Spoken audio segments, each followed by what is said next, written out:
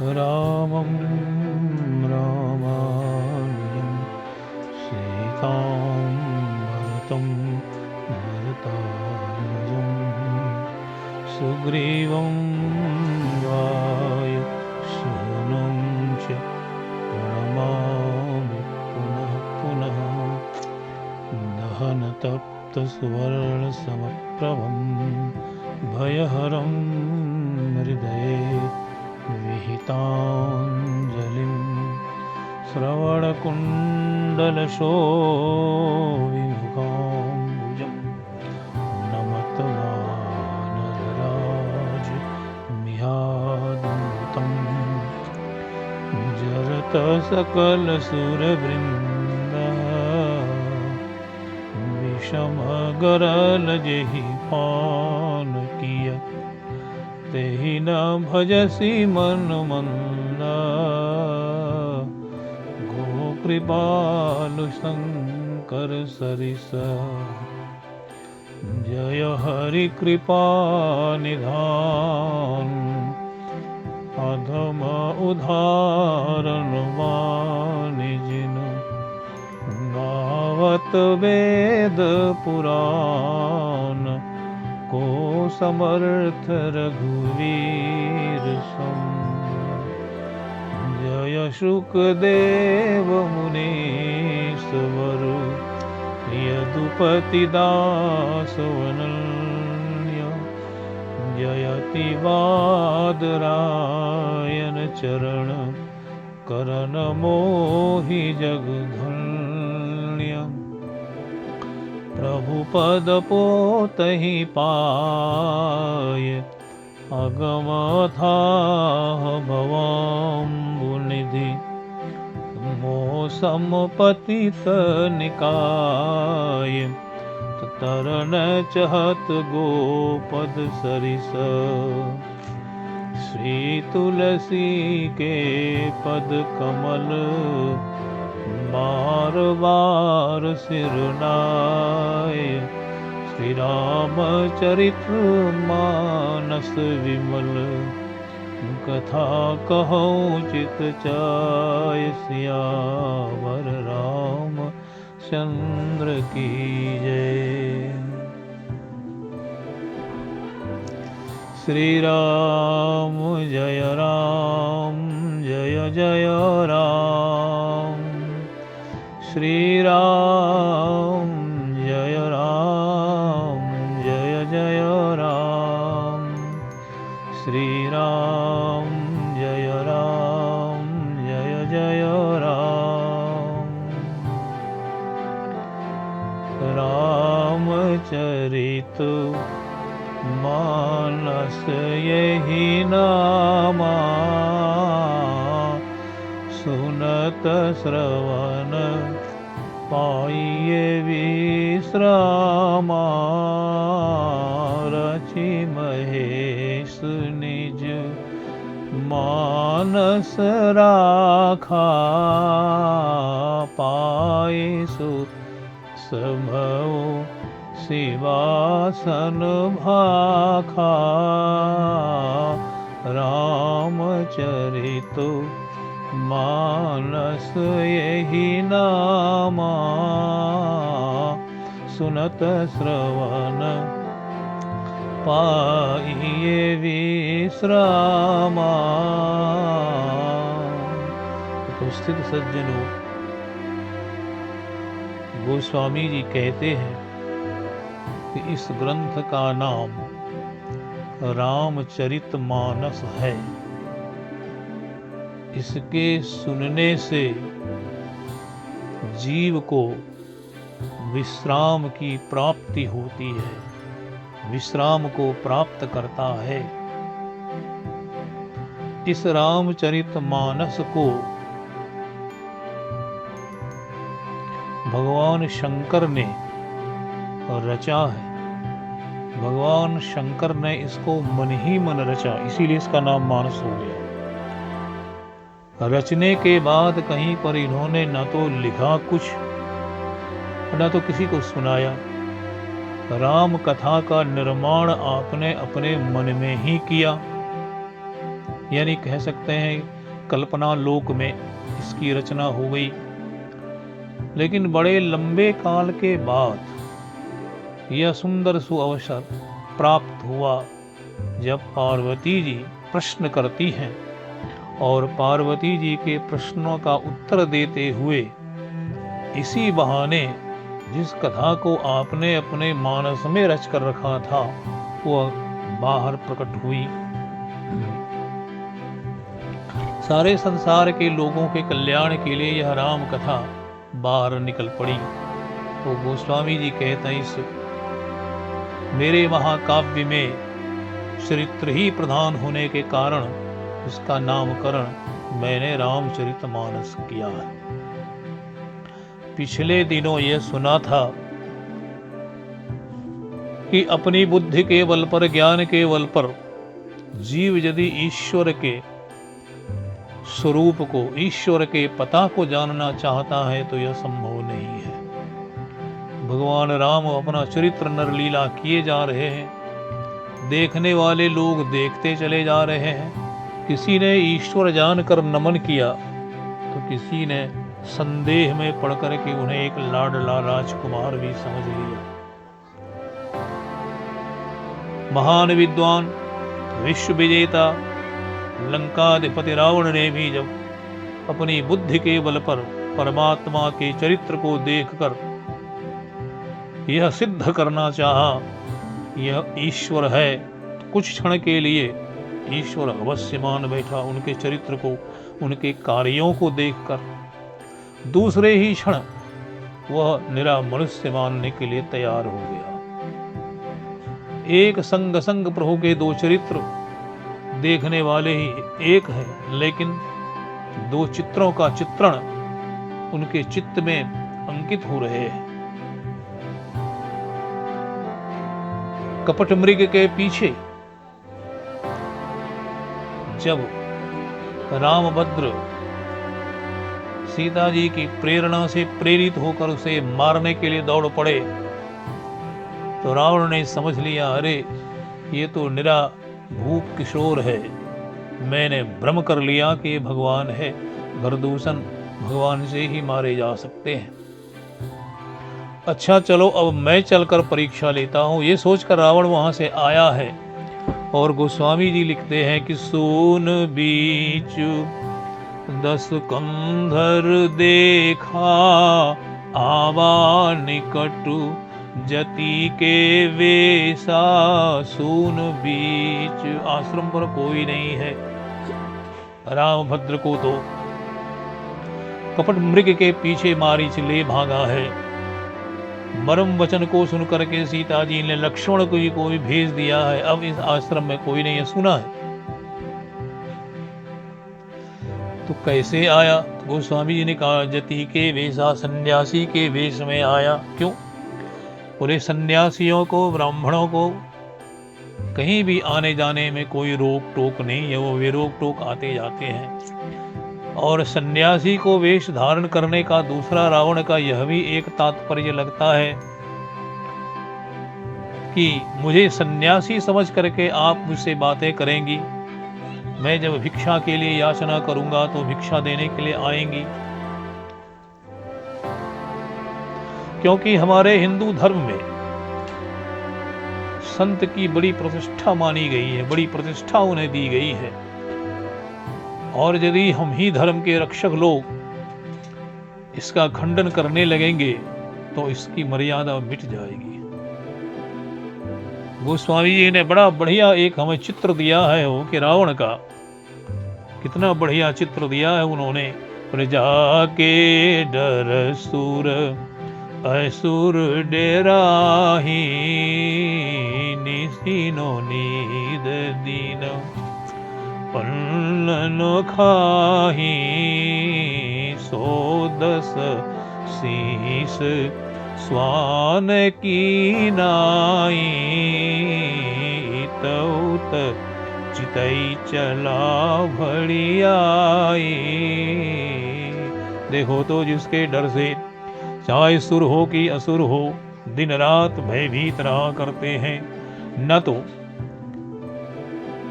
रात में सोते हैं न तो दिन में भोजन करते हैं, न जाने कब रावण आ जाएगा, न जाने क्या कर डालेगा, सतत सचेत रहा करते हैं।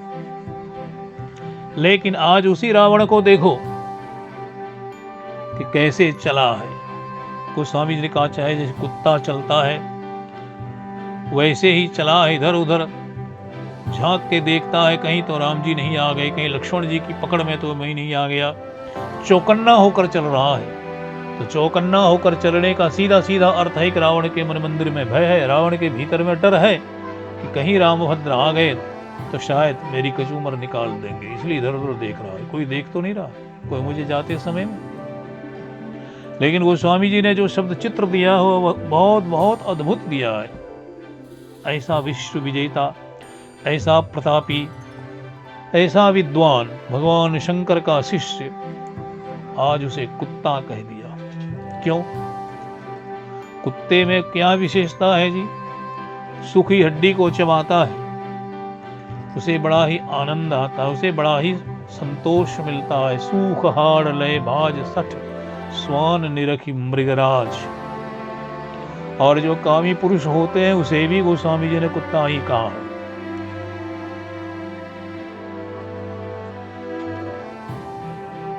जब रावण आश्रम के बहुत निकट आ गया, सब कुछ वो अपनी आंखों से देख रहा है, इतना सन्निकट पहुंच गया, तब फिर वो आकर के कहता है मुझे भिक्षा चाहिए, मैं मधुकरी के लिए आया हूं, मैं सन्यासी हूं, मुझे भिक्षा दो।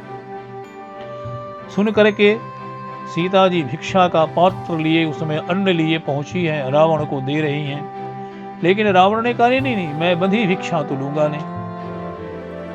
और इसी क्रम में गोस्वामी कृत रामचरित मानस में जो प्रसंग आया है वह इससे भिन्न है। आकर के रावण राजनीति की बात कर रहा है, कभी भय भी दिखलाने की चेष्टा कर रहा है, कभी प्रीति की चर्चा कर रहा है। तो सीता जी को समझ में बात आ ही नहीं रही है कि ये सन्यासी है कि कोई माया से बना हुआ साधु पुरुष सन्यासी का रूप बन के आ गया है। क्योंकि सन्यासी को इन बातों से क्या लेना देना है।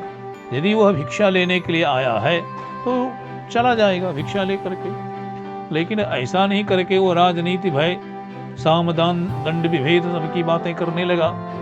तो सीता जी को संदेह हो गया कि यह है सन्यासी कि नहीं है। इसीलिए उन्होंने कहा है, कह सीता सुनो जति गोसाई, बोले बचन दुष्ट की नाई। हे सती, हे सन्यासी, हे गोस्वामी जी, यह आपके योग्य वचन नहीं है।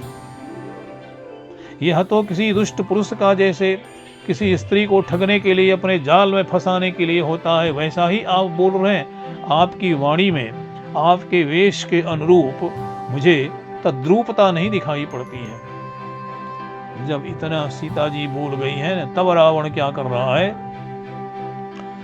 तब रावण निज रूप दिखावा। तब रावण ने अपने रूप को दिखलाया है कि देखो मैं कौन हूं। मैं कोई वास्तविक सन्यासी नहीं हूं, मैं एक चोर हूं और तुझे चुराने आया हूं। रावण अपना वेश दिखला करके सिया जी को डराना चाह रहा है। और सचमुच कुछ क्षण के लिए आप भयभीत भी हो जाती हैं। भई सभय जब नाम सुनाई। जब उसने अपना पहले तो रूप दिखलाया, रूप दिखलाने के बाद जब सिया जी डरी नहीं, तब उसने अपना नाम सुनाया। जब अपना नाम सुनाया तो सीता जी सभीत हो गई। प्रश्न उठता है, क्या सचमुच आप सभीत हो गई कि सभीत होने का आपने एक नाटक कर दिया? तो मेरे विचार में ऐसा लगता है कि सचमुच सीता जी डरी नहीं है, डरने का एक उन्होंने बहाना बना लिया है ताकि रावण उनके निकट और आ सके और कुछ क्षण तक रुके और रुककर सीता जी की डांट फटकार को भी सुने। यदि कोई सामान्य राजकुमारी होती तो यहीं तक में आप भयभीत होकर के न जाने रावण के कथनानुसार जो कह रहा था उन कर डालती, लेकिन आपने वैसा किया नहीं। आपने रावण को जो फटकारा है या रावण के जीवन का लगता है पहला संदेश जा रहा है किसी नारी के द्वारा रावण का इतना बड़ा अपमान होना। आगे सुंदरकांड में रावण को फिर सीता जी फटकार लगाएंगी, जहां इसका साक्ष्य हनुमान जी देंगे। हनुमान जी साक्ष्य रूप से अशोक वृक्ष पर बैठे बैठे सब सुन रहे होंगे। सीता जी ने बड़ी कड़ी डांट लगाई है हो। उन्होंने क्या कहा, अरे खल, आज तक रावण को किसी ने खल नहीं कहा होगा, दुष्ट नहीं कहा होगा, लेकिन भारतवर्ष की एक नारी बोल रही है। हमें ध्यान देना चाहिए कि जिस स्त्री का सतीत्व नहीं लूटा उसे कोई नहीं लूट सकता, उसको कोई नहीं लूट सकता, उसे कोई नहीं झुका सकता। जिसका चरित्र प्रबल है वह सदैव प्रबल ही रहेगा। स्वामी राम तीर्थ ने अमेरिका में कहा था कि जो अपने चरित्र से नहीं डिगा सारा संसार उसे डिगा नहीं सकता। आज महारानी सीता जी इसी का उदाहरण हमारे सामने रख रही हैं कि कह सीता धरि धीरज गाढ़ा आई गयो प्रभु रहु खल ठाढ़ा। सीता जी ने बड़ा गाढ़ा धैर्य रखा है और धैर्य रखने के बाद वो बोलती हैं। अरे रावण के सामने तो कोई धैर्य रख ही नहीं पा रहा है कि रावण नाम जब सुना कि रावण आ रहा है तो देवन तके मेरु गिरि खोहा, बेचारे डर के मारे भाग गए। रावण का नाम सुनते ही भाग गए। रावण आ रहा है स्वर्गलोक पर आक्रमण करने के लिए, तो देवगण भाग गए, पहाड़ की गुफाओं में छुप गए। जब नाम सुनकर भाग गए तो रावण को सामने देखकर भला कौन ऐसा है कि जो भयभीत नहीं होगा? सब लोग भयभीत हो सकता है। लेकिन गोस्वामी जी कहते देखो भारतवर्ष की एक नारी जो रावण के सामने साहस बांध करके खड़ी हो गई, केवल खड़ी नहीं हुई, उसने रावण को ऐसी खरी खोटी सुनाई कि रावण का साहस ही डगमगा गया कि आज तक रावण को इस तरह से कहने वाली कोई नारी नहीं हुई। आज आपने ऐसा कहा है तो रावण मन ही मन समझ रहा है ये कोई सामान्य कन्या नहीं है, कोई सामान्य स्त्री नहीं है, अवश्य ही यह परमात्मा की आह्लादनी शक्ति स्वरूपा सीता जी मेरे सामने खड़ी है। अन्यथा कोई दूसरी होती तो डर के मारे उसके प्राण निकल गए होते। अब रावण सीता जी को हरण करने का प्रयास कर रहा है, लेकिन रावण को ये बल कहाँ है, साहस कहाँ है? अग्नि का वो प्रत्यक्ष रूप से स्पर्श कर दे तो जल जाएगा। अब अग्नि को मनाने के लिए उसने एक बड़ा बढ़िया विचार ले लिया है। गोसाई जी ने कहा कि मन महु चरण बंदी सुख माना, मन महु चरण, मन ही मन, वाणी से नहीं, मन के द्वारा जो कार्य होता है वह सब कार्यों से शक्तिशाली होता है। वाणी के द्वारा किया गया कार्य उसकी अपेक्षा नीचे का होता है, और कर्म के द्वारा किया गया, हाथ पांव से किया गया कार्य ये सबसे निम्न स्तर का होता है। सबसे अधिक प्रभावशाली कार्य मन का होता है। इसलिए कहा गया ना कि मन के जीते जीत है और मन के हारे हार है। मन के जीते जीत, मन हार गया तो हम हार गए, मन जीत गया तो हम भी जीत गए। एक पीछे का प्रसंग हम लेकर के इसको पुष्ट करना चाहेंगे। जब धनुर्भंग के लिए विश्वामित्र जी ने रामभद्र को आदेश दिया है, तब आपने श्री गुरु महाराज को प्रणाम किया है। कैसे प्रणाम किया? चरण छू कर? नहीं नहीं, मन ही मन। और यह मन ही मन किया गया प्रणाम इतना बड़ा परिणाम लेकर आएगा, यह तो जनक जी की सभा में जितने लोग थे किसी को विश्वास नहीं था। स्वयं सुनैना जी का भी विश्वास डगमग हो गया, सीता जी का चित्त भी चंचलता से भर गया, लेकिन धनुष टूटा, धनुर्भंग हुआ। वैसे ही चरण महू क्यों आज रावण प्रणाम कर रहा है कि सीता जी को स्पर्श करना है, कहीं मैं जल ना जाऊं। क्यों प्रणाम कर रहा है कि रावण सोच रहा है मुझे मुक्ति चाहिए, और ये मुक्ति की देवी है, भक्ति से मुक्ति की प्राप्ति होगी है। भक्ति के वश में भगवान है, मैं भगवान की प्रिय पटरानी का अपहरण करके लंका लिए जा रहा हूं, जहां पर मेरे जितने भी परिकर लोग हैं सारे के सारे लोगों की मुक्ति एक बार मिल जाएगी। और जब तक ये वहां नहीं जाएंगी तब तक परमात्मा का लंका में प्रवेश नहीं हो सकेगा। और लंका क्या है? हमारा शरीर ही यह लंका है, जिस लंका में मोह रूपी रावण निवास कर रहा है। तो इस शरीर में यदि परमात्मा को प्रवेश कराना चाहते हो तो गोस्वामी जी का दार्शनिक संकेत यही है कि अपने हृदय मंदिर में तुम पहले भक्ति देवी को विराजमान कराओ, भक्ति देवी को बिठाओ, और जब भक्ति देवी का तुम्हारे मन मंदिर में प्रवेश हो जाएगा तो फिर परमात्मा को बुलाने की आवश्यकता नहीं है। वो भक्ति के प्रेम से खिंचे खिंचे तुम्हारे हृदय मंदिर में चले आएंगे। इसीलिए रावण ने आज भौतिक जगत में सीता जी का अपहरण करना मानो भक्ति देवी को अपने मन मंदिर में प्रवेश कराना है। और रावण जो है, क्रोधवंत तव रावण लीन सिरत बैठा है। यहाँ पर रावण के मन में सीता जी के प्रति जो यह सुखद भावना प्रकट हुई है, यह रावण के हृदय की एक बड़ी मधुर झांकी को प्रकट कर रहा है कि मानो राम जी को सीता जी के बहाने वो समझ गया कि राम कोई और नहीं, राम स्वयं परमात्मा है। उनका अवतार निशाचरों के वध के लिए हुआ है। चलो, बहुत सुखी होकर रावण वहां से चला है। जब चला तो अब यहाँ राम जी ने जब लक्ष्मण को देखा है तो अब वहां पर गोस्वामी जी ने क्या लिखा है, बड़ा ही एक शब्द चमत्कार से भरा हुआ है कि बाहिज चिंता किन्ह बिसेखी। बाह्य चिंता है, आंतरिक चिंता नहीं है। क्यों? ब्रह्म तो इन सारी चीजों से मुक्त होता है जी। वो शोक मोह हर्ष विषाद ये तो प्रकृति का है, द्वंद्व का। तो ये क्यों चिंता करे? उन्हें तो सब कुछ पता ही है। जो उन्होंने कह दिया तुम अग्नि में निवास करो, मैं निशाचरों का वध करूंगा, ये पता ही है और वैसा ही काम हुआ है। इसीलिए बाह्य चिंता करने का कारण है कि रावण ये समझ ले कि रघुपति को जो चिंता हुई है ये सचमुच अपनी पत्नी के अपहरण हो जाने के कारण, जो रो रहे हैं, जंगल में खोज रहे हैं, वृक्ष से लताओं से पूछ रहे हैं। रावण ने जब ये देखा है तो रावण के मन में ये भ्रम पैदा हो गया, रे रे रे मैंने राम जी को भगवान मान लिया। ये तो लाडला एक राजकुमार है जो अपनी पत्नी के अपहरण हो जाने के कारण जंगल में ढूंढ रहा है। वो पूछ रहा है, हे खग मृग हे मधुकर श्रेणी तुम देखी सीता मृग नयनी। तुम लोगों ने किसी को देखा है? हे पहाड़ पर खड़े लंबे लंबे वृक्ष, तुम हवा के वेग से चारों ओर झुक झुक रहे हो। तुमने चारों ओर झुक झुक कर क्या मेरी पत्नी प्रियतमा जानकी जी को इधर से ले जाते हुए किसी व्यक्ति के माध्यम से देखा है? राम जी का ये चरित्र देखकर लक्ष्मण जी भी चकित हो गए। अरे औरों की बात तो छोड़ो, जीवों को ज्ञान देकर भगवान को प्राप्त करा देने वाला भी सदगुरु आज भगवान के इस चरित्र को देखकर चकित हो गया, भ्रम में फंस गया, तो हम लोग फंस जाए कौन सी बड़ी बात है जी। इसीलिए गोस्वामी जी ने कहा कि निर्गुण रूप सुलभ अति सगुण जान नहीं कोई।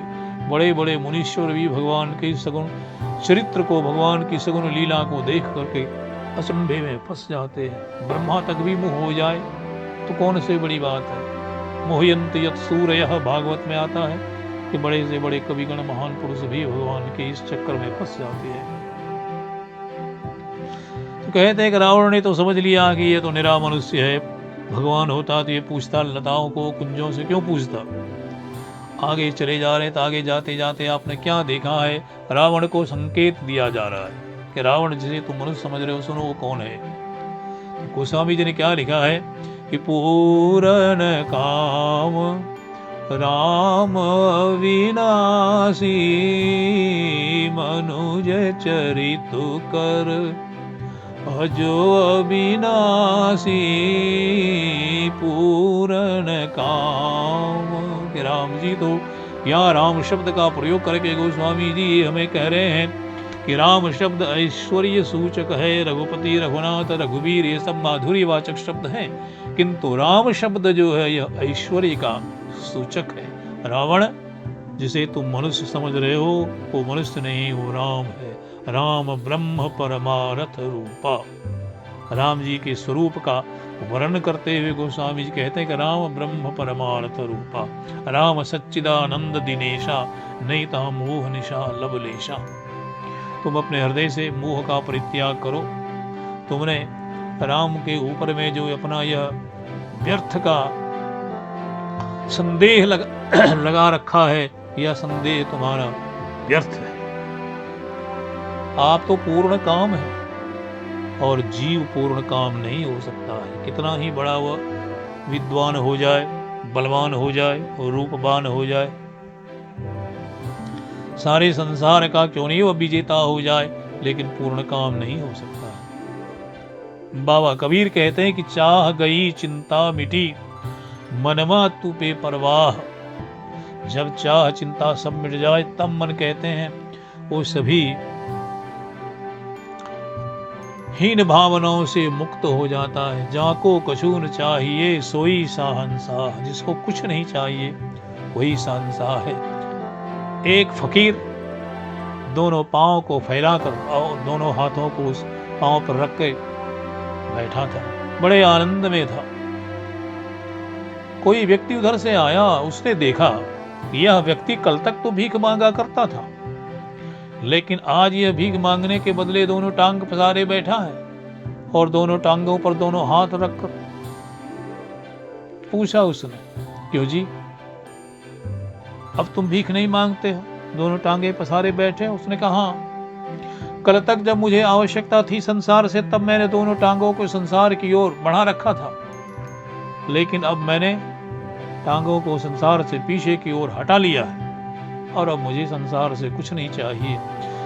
अब तो मेरे अंदर इतने असंख्य रत्न भरे पड़े हैं कि एक रत्न को निकालता हूं तो मेरे जीवन का सारा काल आनंद से बीत जाता है। शेष रत्नों को निकालने की तो मुझे कोई आवश्यकता ही नहीं होती है। बाबा कबीर कहते हैं कि मन मस्त भया तब क्या बोले, यही है पूर्ण काम। जब जीव भी पूर्ण काम हो जाता है, उसकी हृदय में कोई आकांक्षा नहीं होती है। भगवान अर्जुन से कह रहे हैं कि जब जीव ब्रह्मभूत हो जाता है, ब्रह्मभूतो प्रसन्नात्मा न सोचति न कांक्षति, जब जीव ब्रह्मभूत हो जाता है, आग से लकड़ी मिलके भी आग बन जाती है। वैसे ही जब जीव भी साधन भजन करके ब्रह्ममय हो जाता है, राममय हो जाता है, तो कहते हैं वह भी वैसा ही हो जाता है। उसको भी छुओ तो हम जलेंगे ही, हमारे हाथ में फोड़ा होगा ही। कहते हैं भगवान से मिल करके भी जीव भगवान ही हो जाता है। तो फिर पूर्ण काम हुआ। परमात्मा को प्राप्त करके अब संसार से क्या लेना देना, क्या चाहेगा? संसार तो सरकने का नाम है, जो बराबर सरकते जा रहा है, फिसलते जा रहा है। किसी से वो कुछ कहता नहीं है, संसार से ही हम ही लोग कहते हैं, लेकिन संसार हम पर हंसता है। करे बाबरे, आज तक तो किसी को मैंने कुछ दिया ही नहीं, तो फिर तुम कहां से ये आशा लगाए बैठे हो कि हम तुमको कुछ देंगे? संसरति संसार, जो बराबर सरकते रहता है, परिवर्तन जिसका नाम है, जो बदलते रहता है, वही संसार है।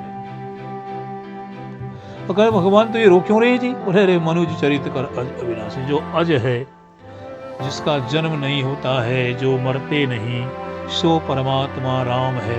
तो केवल मनुज चरित्र कर रहे। मनुष्य को कैसा करना चाहिए, वह भी एक आदर्शवान पुरुष बन सके। भागवत के 5वें स्कंध में शुकदेव जी से भगवान के अवतार के बारे में परीक्षित से कह रहे हैं, परीक्षित मर्त्यावतार तुय मर्त शिक्षणम रक्षो बधाई न केवलम विभो, कि भगवान का अवतार निशाचरों को केवल मारने के लिए ही नहीं होता है, बल्कि मनुष्यों को शिक्षा देने के लिए होता है कि मनुष्य कैसा आचरण करेगा, उसकी वाणी कैसी होगी, मनुष्य का व्यवहार मनुष्य के प्रति कैसा होगा, यह स्वयं अपने जीवन में करके हमें बता देते हैं। और उसके बाद हमें भी वैसा ही करने का मानो एक प्रेरणा दे देते हैं, तुम्हें भी ऐसा ही करना चाहिए। हमारे यहाँ 2 शब्द कहे गए हैं, एक अनुकरण और एक अनुसरण। हमें अनुकरण करने की आवश्यकता नहीं है। हम यदि अनुकरण करेंगे तो हम सत्य से विमुख हो जाएंगे, केंद्र से हम बहुत दूर फिसल जाएंगे। क्यों? हम सोचते हैं कि राम जी ऐसे बोलते हैं, हम भी ऐसे ही बोलेंगे। राम जी ऐसे चलते हैं तो हम भी ऐसे चलेंगे। राम जी ऐसे वस्त्र पहनते हैं तो हम भी ऐसे। तो बाहर तो हम राम हो जाएंगे, इसमें संदेह नहीं है, किंतु आंतरिक बिंदु पर हम राम नहीं हो पाएंगे। जब परीक्षण की घड़ी आएगी तो हम फिसल जाएंगे। यही है अनुकरण का दुष्परिणाम। लेकिन जब जीव अनुसरण करेगा, भगवान के कहे गए वचनों को, उपदेशों को अपने जीवन में ढालेगा, तो वह भी वहीं पहुंच जाएगा जहां उपदेश करता पहुंचे हुए हैं। इसीलिए हमें संतों ने कहा, गुरुजनों ने कहा, शास्त्रों ने कहा कि हमें अनुसरण की आवश्यकता है, अनुकरण की आवश्यकता नहीं है। और यदि अनुकरण करोगे तो भटक जाओगे, इसलिए अनुकरण मत करो। गोस्वामी जी ने कहा कि मनुज चरित्र कर। भगवान तो मनुष्य का चरित्र कर रहे हैं, हमें मनुष्य बनाने के लिए कर रहे हैं, उनको इससे कुछ लेना देना नहीं है। कृष्ण कहते हैं मैं ध्यान करता हूँ, तो क्या समझते हो अर्जुन कि मुझे कुछ ध्यान करने से चाहिए, मैं कुछ प्राप्त करने के लिए ध्यान कर रहा हूँ? नहीं नहीं, मैं तो सब कुछ प्राप्त है मुझे, मैं कुछ प्राप्त करने के लिए ध्यान नहीं करता हूँ, बल्कि मैं संसार के लोगों को यह उपदेश दे रहा हूँ, कार्य करके यह उपदेश कर रहा हूँ कि तुम्हें भी ध्यान करना चाहिए। यद्यदाचरित श्रेष्ठ तत्तदेवे तरो जनः। श्रेष्ठ पुरुष जैसा जीवन में आचरण करते हैं, इतर लोग भी वैसा ही करते हैं और करना भी चाहिए। इसीलिए मैं ध्यान करता हूँ, दान करता हूँ, योग जप करता हूँ, मुझे अपने लिए कुछ करना नहीं है, मैं सब कुछ भरा भरा हूँ, लेकिन यह संसार के लोगों के लिए। संत भी कुछ काम करते देखे, संत कुछ काम अपने लिए नहीं करते, संतों का काम तो संसार के लिए होता है। इसीलिए हमें भी संत भगवान के चरित्रों का अवलोकन केवल करके नहीं रह जाना चाहिए, हमें भी उनके चरित्र को अपने जीवन में ढालना चाहिए, उतारना चाहिए और तभी हमारा जीवन भी आनंदमय हो सकेगा, हम आनंद से भर सकेंगे। अन्यथा हम अनुकरण करके केवल माँ ही घूमते रहेंगे, हमारा इससे कोई लाभ होने वाला नहीं है।